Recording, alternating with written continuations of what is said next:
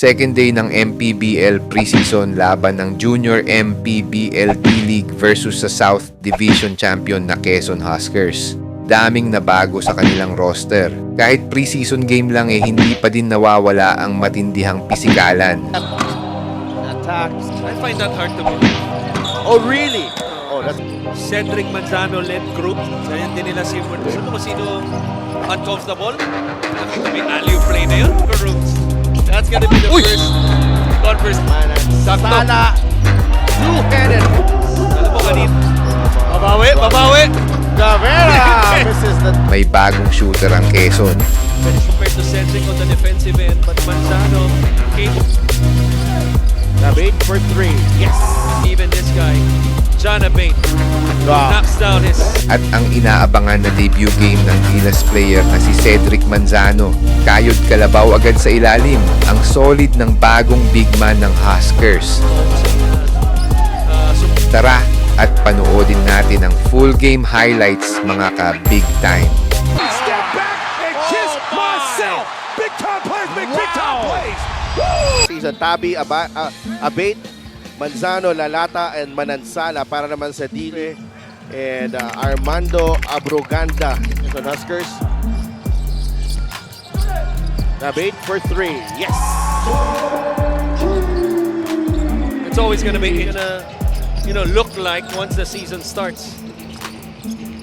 Manansala inside to Cedric Manzano with his first basket. Okay. Parang ano din parang NBA off-season din yung hulaan kung saan pupunta yung mga Totoo yan. Oo, tulad nito. I really followed his career playing or coaching against them, and he's a guy who can bring a lot of energy, offensive rebounds on the floor, and has improved also his score. He feels like he is going to be unleashed here in Quezon.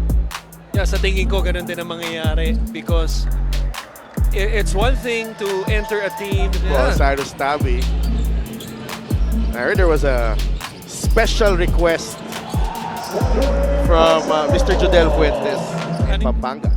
So, few changes, and that's always a welcome sign. Lalata is also with Quezon, but Manansala showing us the moves there. Yeah, and I failed to mention, you also get an athletic small forward in Manansala, tulad ng huling nakita natin. Here's Tabi. Sidestep. Can't finish. Gets the offensive rebound. Finds Lalata underneath. So I played a couple big games during the season para sa kanila. Had a really spectacular game against Nueva Ecija. Playing with the same fire, but definitely new dynamics. Enough, Coach Chris? Thank you so much. Andrea, just really bodes well to our discussion here with Junior MPBL D-League. I think you're going to see the future of Philippine basketball there. I think the fact that they're Right there on your screens, Cap Banal. And ang maganda kasi dito, aside from yung mga nabanggit mo, yung exposure, so a chance for them to gauge themselves against grown men kung nasa na sila ngayon at this point of their career in terms of skill level, in terms tempo. right. They're not gonna slow down. I don't think so. What a shot there. Number one, manalo tayo at manalo tayo convincingly. Should be business-like. Correct. Yung performance. It's just one of those games wherein hindi pa Ang D-League team Ayun, tip in. Isang kamay pa. To be So, PBL veteran na yan. And si Minerva kasama si Abundo. 3 points yun Flores. muna, binigay kay Opiso sa ilalim.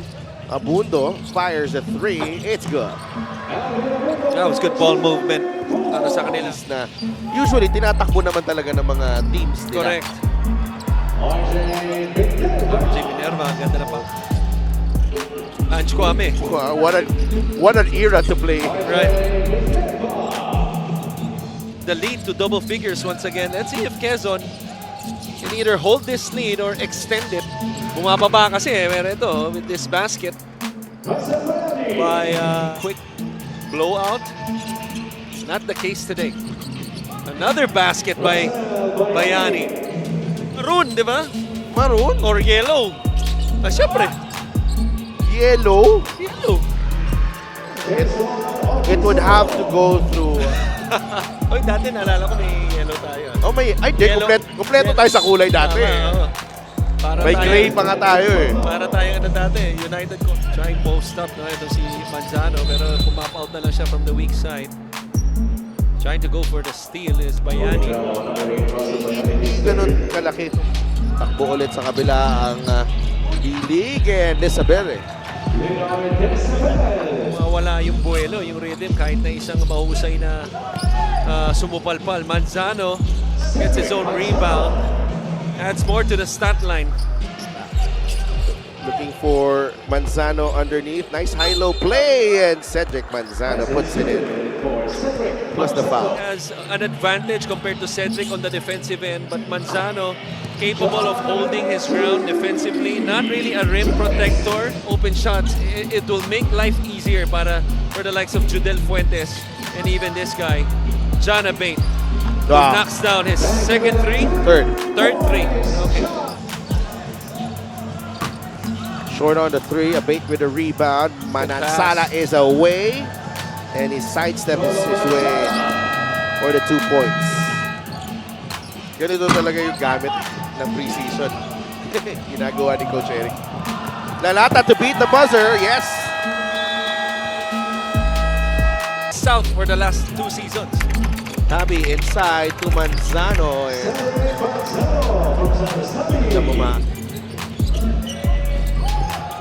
steal by Hierro. Manansala. Two-handed flush. Alam mo, kanina pa niya gustong gawin yan eh. And he was able to finish. May humahabol kasi sa likod. Kaya nag-sidestep siya. Ayun, nakuha niya na yung unang dunk niya as an MPBL player. Manansala shoots the three this time. It's off the mark. Lloren is away. And Lloren will finish. Take a look at these players. No? Ito sa D-League team. Baka may makakuha ka dito eh. Lloren! Loren. Parang Asona itong D-League. Si Manzano, libre. Strong side niya yan. To guard if you're the defensive team. And I don't know if you remember, but we were in a similar. One of the most talked about new Husker is Ced Manzano. I mean, who would want to miss a SEA Games finalist, a fresh grad from Adamson? Games experience niya in Thailand for 2 weeks, saying it was indeed one of the highlights of his life. Hoping to make more in his newfound team. Nasabi niya nga komportable siya gumalaw with his teammate and buddy back in Adamson. John Abate with him in Quezon now. Na-mention niya nga ni To your point, yes, a stranger to the league, a stranger to his teammates, no? Pero I don't think nabanggit nga ni Andre, yung pagiging komportable ni Ced Manzano. Alam mo kung sino ang uncomfortable? Nakita mo yung alley play na yun? Lloren again. Willie Miller. Yan. Ay, oo Siya nga ang pala. point guard doon. Oo nga pala. Diego Dario. Grabe. The three from home, short. Almost used up the Kita clock. mo naman yan, no? Si Bayani among 3 white shirts. Grabe. Siya pa yung nanalo scorers. Abate got the step, attacks, and he is fouled. Ball possession para dito sa Quezon. Yeah. Okay, nagbago Abate na. Nakaga ko dito, hindi ko man tinanong. I find that hard to believe. Oh, really? Oh, that's another sportsmanlike foul. That's That's foul. oh, that could be. That's, I think he might be out. Yeah.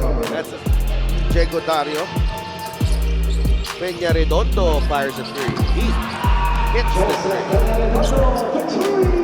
The patient. In the first 2 periods, Dom Vera spins, finds Opiso with Lipsy. Quarter that the Cedric Manzano-led group. Ganyan din nila sinimula yung third quarter. Kaya lumaki na yung Pundo. Labas kay Tupeng. Ball fake, 3, yes. Now is the time, no? Para yung kumpiyansa mo tulad ng mga ganun jumpers. You have to take. And pinakita niya ron na he can knock it down. Rosales of the UMAC Herons. Back to back ba? Yes. With Erwin Santamaria and Lauren with a 3. Being in a lot of locker rooms, that's gonna be the first conversation sa loob. Manansala, tough shot there. Babawi, babawi. Gavera misses the dunk attempt. Peña Redondo's got the stroke. Oras dito. Rodel Gravera fires a 3. Yes. Ayun, tumira nga. So that will do it. Quezon Huskers pick up their first win in the MPBL. You don't like that! You don't like NBA basketball!